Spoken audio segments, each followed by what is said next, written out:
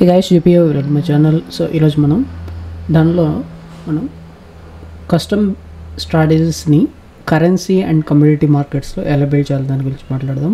So ఇది ఒక unique feature మనం దానిలో చూడొచ్చు.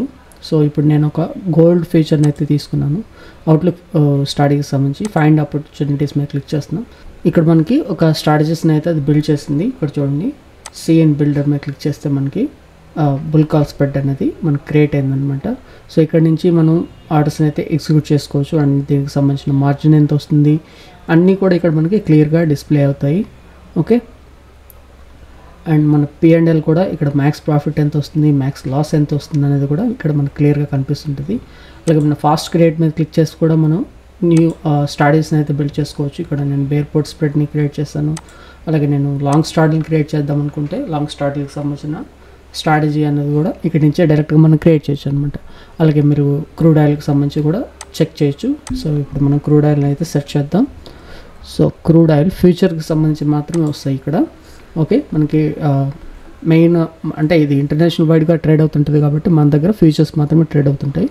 సో క్రూడ్ ఫ్యూచర్ని తీసుకుందాం. క్రూడ్ ఫ్యూచర్లో నేను ఇప్పుడు ఏమనుకుంటున్నాను అంటే షార్ట్ స్ట్రాడల్ క్రియేట్ చేద్దాం అనుకుంటున్నాను. సో నాకు చూడండి షార్ట్ స్ట్రాడల్ అనేది క్రియేట్ అయింది. దానికి సంబంధించిన హెడ్జ్ బెనిఫిట్ ఎంత వస్తుంది అనేది కూడా ఇక్కడ మనం క్లియర్గా చూడొచ్చు. అలాగే మనకి ప్రాఫిట్ అండ్ లాస్ కూడా మనకి ఇక్కడ కనిపిస్తుంటుంది. అలాగే గ్రీక్స్ అన్నీ కూడా ఇక్కడ మనకు కనిపిస్తుంటాయి.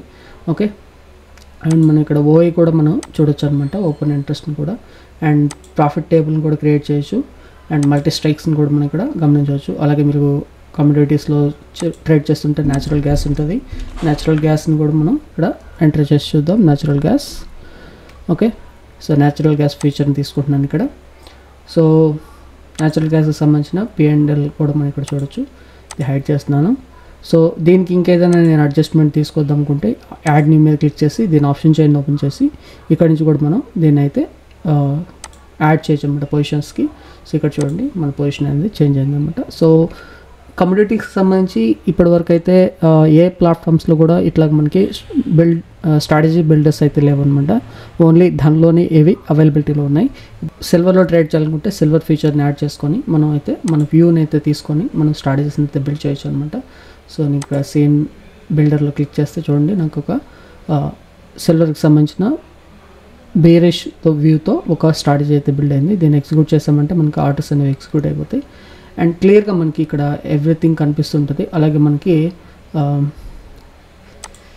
ఇక్కడ స్ట్రాడల్ చైన్ మీద క్లిక్ చేసి మనం ఒక స్ట్రాడల్ని కూడా క్రియేట్ చేయొచ్చు. ఇక్కడ మనకి కంబైన్డ్ స్ట్రాడల్ అనేది కనిపిస్తుంటుంది అనమాట. ఇక్కడ స్ట్రైక్ ప్రైస్ 81,500లో మనం లాంగ్ షార్ట్ స్ట్రాడల్కి సంబంధించిన కనిపిస్తుంది. బై స్ట్రాడల్ అంటే మనకి లాంగ్ స్ట్రాడల్ అవుతుంది అండ్ సెల్ స్ట్రాడల్ అంటే మనకి షార్ట్ స్ట్రాడల్ అవుతుంది. సేమ్ బిల్డర్ల మీద క్లిక్ చేస్తే మనకి ఇక్కడ మళ్ళీ మనం స్ట్రాటజీ బిల్డర్లోకి వెళ్తాము. అలాగే ఇక్కడ theta, delta, vega, gamma, average, IV ఎంత ఉంది, పీసీఆర్ ఎట్లా ఉంది అనేది కూడా ఇక్కడ మనకి కంబైన్డ్ ఓఈ ఎంత ఉంది అనేది కూడా కనిపిస్తుంటుంది.